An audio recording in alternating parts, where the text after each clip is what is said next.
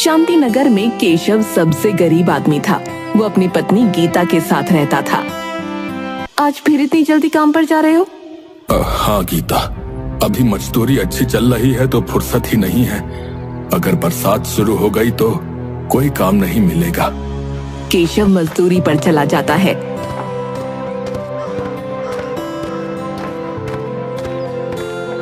गीता भी अपने दिन भर के काम में जुट जाती है और पानी का मटका गांव के कुएं पर लेकर पहुंच जाती है। गांव में सिर्फ एक ही कुआं था जिसके आसपास बहुत सारी औरतें पानी भर रही थीं। गीता भी वहीं पानी भरने के लिए अपना मटका रख देती है।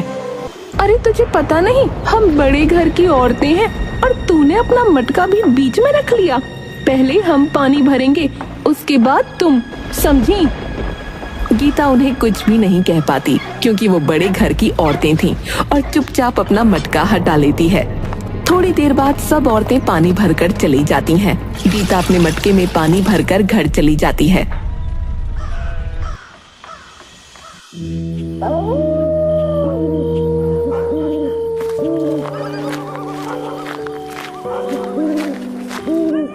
गीता, क्या हुआ?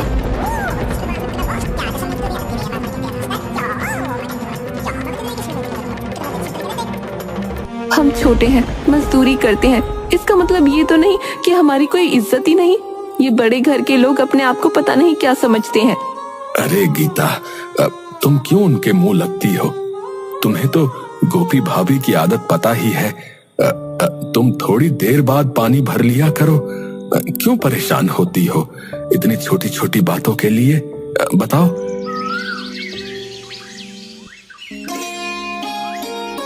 गांव के कुछ लोग नुक्कड़ पर बैठकर आपस में बात कर रहे थे।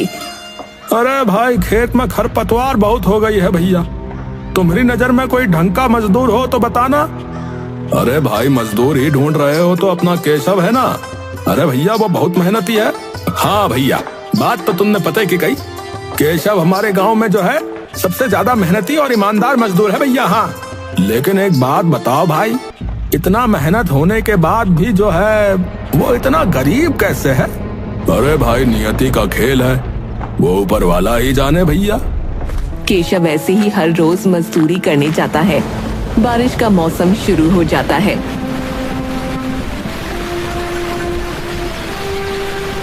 अरे आज तो कितनी तेज बारिश हो रही है, जैसे आज के बाद कभी बारिश ही नहीं होगी। इतना आंधी तूफान भी चल रहा है, मुझे तो डर है कि हमारे घर की छत ना उड़ जाए। केशव और गीता दोनों खाना खाने के लिए बैठते ही हैं कि उनकी थाली में ऊपर से पानी टपकने लगता है। दोनों ऊपर देखते हैं। अब क्या करेंगे? ऐसे तो घर का सारा सामान गीला हो जाएगा। हाँ, सो तो है। एक काम क्यों नहीं करते, तुम जाकर अपने दोस्त गोविंद से मदद क्यों नहीं मांगते? वैसे भी उनका घर तो कितना बड़ा है। अगर हमारा थोड़ा सामान रख ले तो उनकी बड़ी मेहरबानी हो जाएगी। लेकिन वो हमें बिल्कुल पसंद नहीं करती। हाँ वो तो है, लेकिन गोविंद भैया वो मन के बहुत साफ है। एक बार पूछने में हर्ज ही क्या है। गीता के कहने पर केशव गोविंद के यहाँ जाता है। दूसरी तरफ, आहा, कितना अच्छा मौसम है। आज का बारिश होने की वजह से गर्मी की राहत मिली है। कितनी ठंडी ठंडी हवा चल रही है। हाँ हाँ, भाग्यवान सो तो है। आज तो गर्मा गर्म पकौड़े खाने का मन कर रहा है। हाँ, क्यों नहीं। मैं अभी महाराज जी से बोलकर पकौड़े बनवाती हूँ। और अंदर चली जाती है।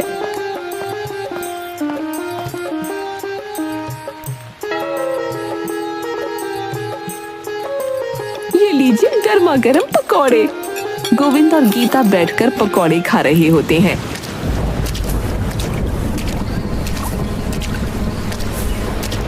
अरे, ये आपका दोस्त इतनी बारिश में कहाँ जा रहा है? पता नहीं गोपी, मुझे तो बहुत दया आती है इस बेचारे पर। एक समय था जब इनका घराना गांव में सबसे ज्यादा अमीर हुआ करता था, लेकिन अब देखो किस्मत का खेल।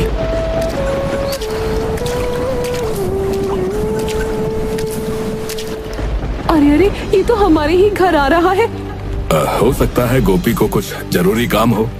अरे ऐसा क्या जरूरी काम आन पड़ा? वैसे भी इन भिखारियों को अपने घर में न घुसने दूंगी मैं। ऐसा मत कहो गोपी, मैं जाकर देखता हूँ। केशव दरवाजा खटखटाता है। अरे केशव, क्या हुआ? कोई मुसीबत आन पड़ी है क्या? मुसीबत? ये बरसात एक मुसीबत ही तो है हम जैसे गरीबों के लिए। वैसे मैं तुमसे ये पूछने आया था कि क्या तुम हमारे घर का जरूरी सामान जो है वो कुछ समय के लिए रख लोगे? अगर सामान हमारे घर में रहा तो सारा सामान जो है गीला हो जाएगा। तभी पीछे से गोपी आ जाती है। अरे वाह जी वाह, हमारे घर को धर्मशाला देख रखा है क्या? जो कोई भी आएगा और हम उसका सामान यहाँ रख लेंगे। अरे गोपी, कैसी बातें कर रही हो तुम केशव से? आप चुप रहो जी, मुझे पता है किसको कैसी बात करनी चाहिए। केशव उदास होकर वहाँ से चला जाता है। क्या हुआ? क्या कहा गोविंद भैया ने? गोविंद तो मेरी मदद करना चाहता था, लेकिन गोपी भाभी, उनकी आदत तो तुम जानती ही हो। कोई बात नहीं, मेरे पास सारे सामान को अच्छे से रखने की एक तरकीब है। क्या? हम जो भी जरूरी सामान है उसे एक जगह पर रख देते हैं और प्लास्टिक से उसे ढक देते हैं, जिससे वो बरसात के पानी से बच जाएगा। हाँ, तुम सही कह रही हो। फिर केशव और गीता दोनों ऐसा ही करते हैं। कुछ दिन ऐसे ही बीत जाते हैं। गीता, बहुत दिन हो गए, अब मुझे काम ढूंढने जाना ही पड़ेगा, नहीं तो घर का बाकी काम भी रुक जाएगा। लेकिन इतनी बारिश में? हाँ गीता, हम मजदूरों के लिए ठंड, गर्मी, बरसात सब एक बराबर ही होती है। केशव काम ढूंढने निकल पड़ता है।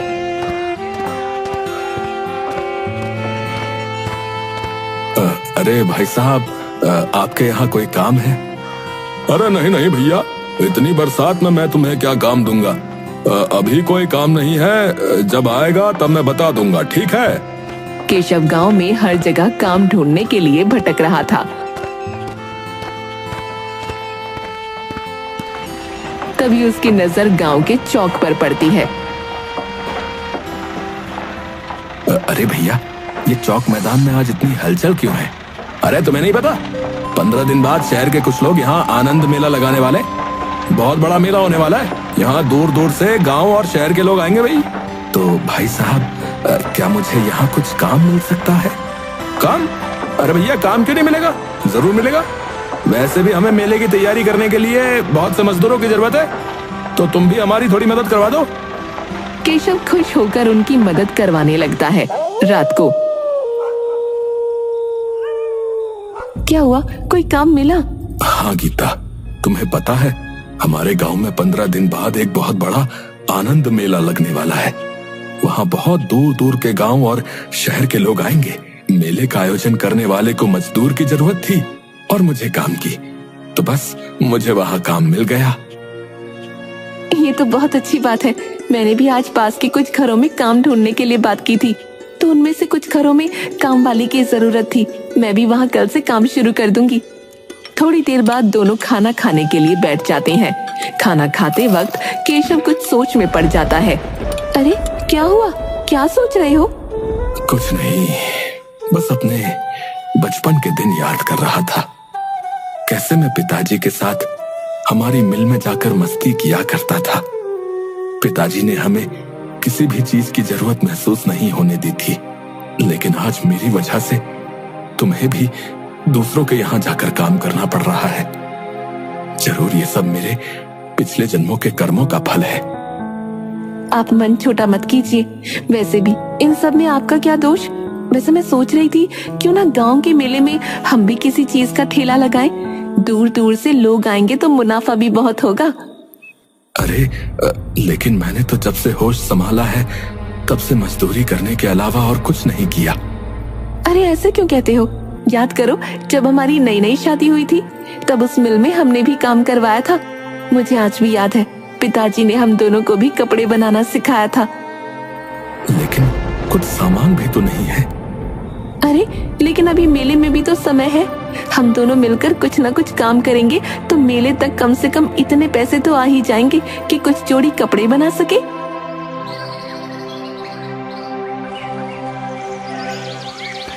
अगले दिन केशव फिर से मेले में काम करने के लिए पहुंच जाता है। गीता भी पास के घरों में जा जाकर काम करती है।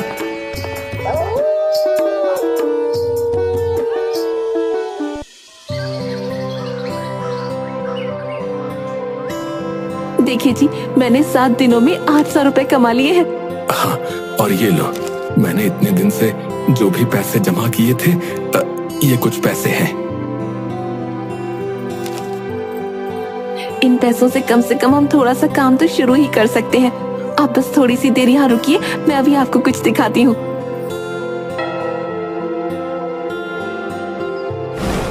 अरे ये तो पिताजी की मशीन है ना? हाँ, ये वही मशीन है। लेकिन ये मशीन तो खराब नहीं, बस जाम हो गई थी। मैंने अच्छे से इसमें तेल डलवा लिया है और अब ये फिर से चलने लग गई है। तुम तो बहुत समझदार हो गई हो गीता। गीता भी मुस्कुराते हुए मुंह बना लेती है। अभी हम बाजार चलते हैं और जो भी जरूरत का सामान है वो ले आते हैं और फिर कल से काम शुरू करेंगे। केशव और गीता दोनों बाजार जाकर जरूरत का सामान ले आते हैं।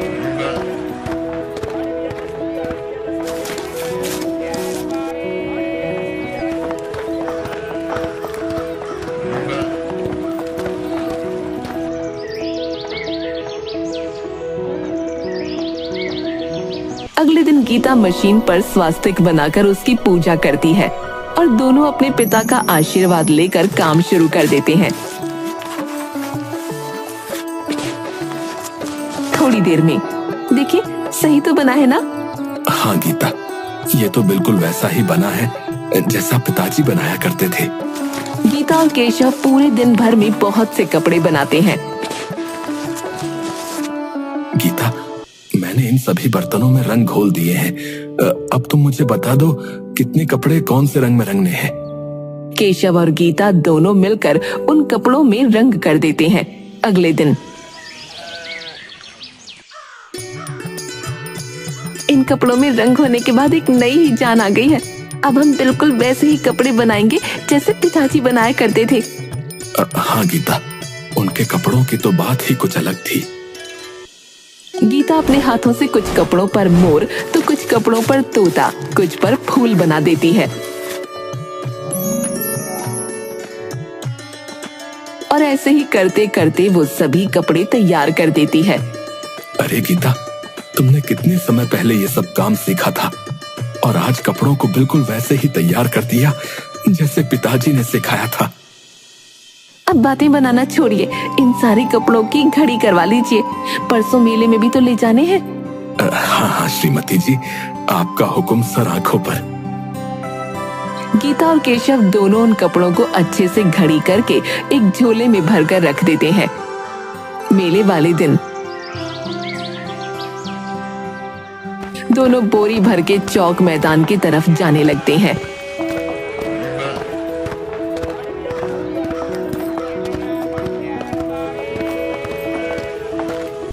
अरे ये दोनों भिखारी झोला उठाकर कहाँ जा रहे हैं? कहीं फिर से अपने घर का सामान लेकर तो मेरे यहाँ नहीं आ रहे। थोड़ी देर तक गोपी उन पर नजर टिकाए रखती है। देखते ही देखते वो दोनों आगे निकल जाते हैं।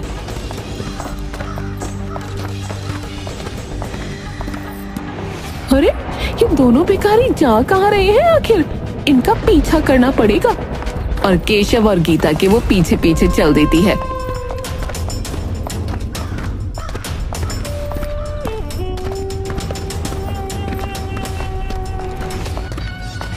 वैसे ये दोनों क्या लेकर जा रहे हैं?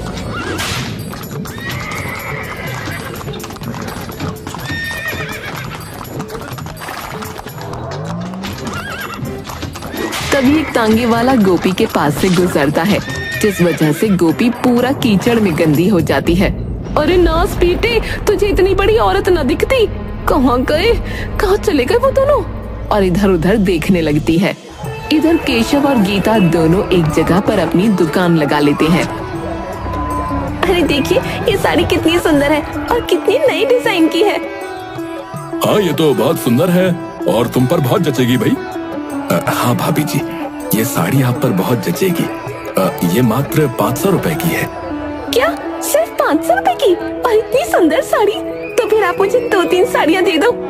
गीता और केशव दोनों खुश होकर वो औरत जो भी साड़ी मांगती है वो दे देते हैं। गोपी दिन भर चुपके से उन दोनों पर नजर रखे हुए थी। अरे इन दोनों का कुछ न कुछ तो करना ही पड़ेगा। अच्छा जी, कपड़ा व्यापारी बनना है? रुको तुम दोनों को रास्ते पर लाती हूँ।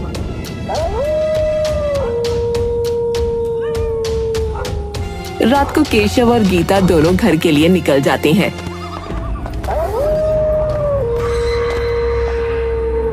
इन दोनों का कुछ न कुछ तो करना ही पड़ेगा। बहुत हवा में उड़ रहे हैं ना, अभी इनकी हवा फुस करती हूँ।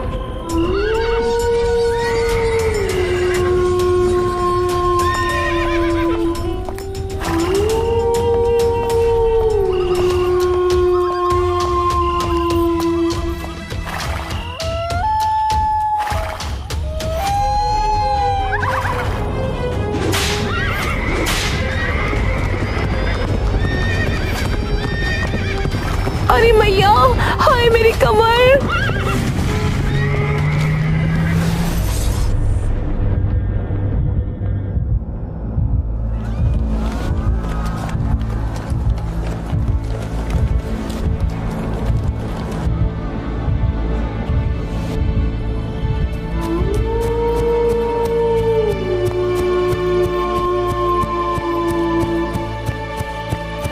अरे रे, घोड़े की वजह से एक्सीडेंट हो गया। चलो देखते हैं कौन है। अरे गीता, हमें इस आदमी की मदद करनी चाहिए।